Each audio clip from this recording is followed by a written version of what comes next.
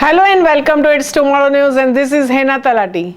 Hurricane Olaf slipped back to the tropical storm force on Friday after slamming into the Los Cabos resorts at the tip of the Mexico's Baja California Peninsula and then drenching the region with the torrential rains. The storm came ashore near the San Jose del Cabo late on Thursday as a Category 2 hurricane with the winds of 155 kilometers per hour, according to the U.S. National Hurricane Center. But the winds had dropped to 110 kilometers per hour in the morning when it was centered about 100 kilometers west of La Paz, the Baja California Sur state capital. At least 700 residents spent night in the shelters while an estimated 20,000 foreign tourists hunkered down in their hotels. The storm comes just 2 weeks after the Hurricane Ida, a powerful storm that struck the United States, devastating the state of Louisiana and the handful of eastern states after moving over the western Cuba and Gulf of Mexico in late August. The National Electrical Company reported that Storm Olaf knocked down the power to most customers in the state, but it was gradually being restored. Authorities late on Thursday had reported fallen trees and some hotels reported minor damage. Shelters were opened for some evacuations in vulnerable areas. As the storm came ashore, some motorists were stranded inside their cars in high waters.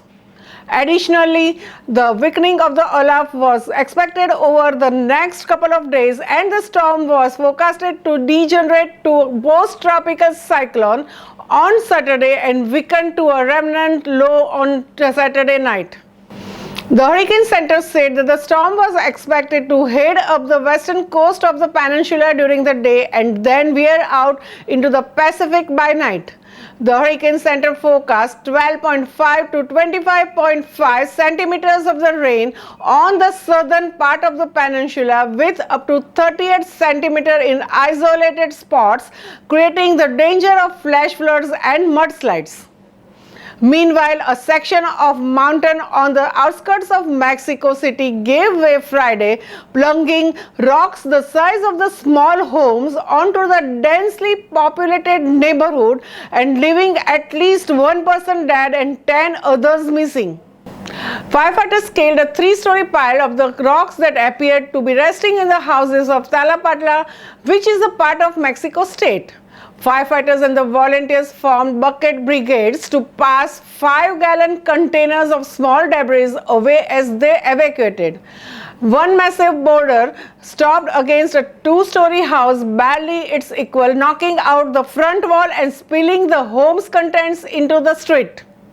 The path of destruction traced uphill. The landslide follows the day of heavy rainfall in central Mexico and a 7-magnitude earthquake on Tuesday night after Acapulco that shook building 320 kilometers away in the Mexico City.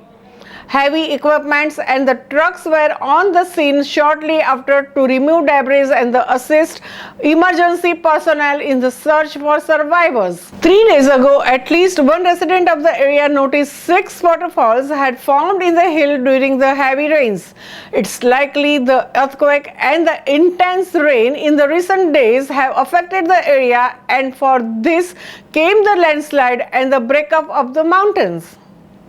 It gives us immense gratification to announce that Nanoland has organized an international webinar on 21st September to commemorate Zero Emissions Day. Let us all join this great event to learn from our dignitaries from across the world to put a cap on our emissions to mitigate climate change.